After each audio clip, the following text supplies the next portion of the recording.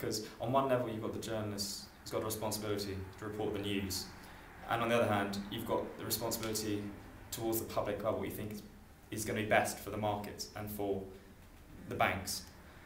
Ultimately, I think probably the journalists can't afford to self-censor, but then equally they do have to have a degree of responsibility about what they think is the most important or the most practical, responsible course of action. Absolutely, I think he's fully justified in it.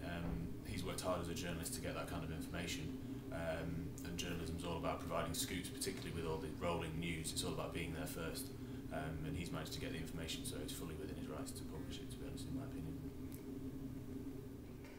Yeah, I think so. It's his job as a journalist to try and find stuff like this out, and I know you sometimes have to consider the kind of ethical dimension of it, but I think if you've got a scoop like that, you'd probably be quite under a lot of pressure to run it, and I think it's pretty right to do it. I can see why he did it, because people deserve to know what's going on with big banks like Northern Rock, but actually what he should have done was waited for the government. It's a government bailout and they should have first say on why they've done it, because what he did was get people all worried, and it didn't give a chance for the government to respond.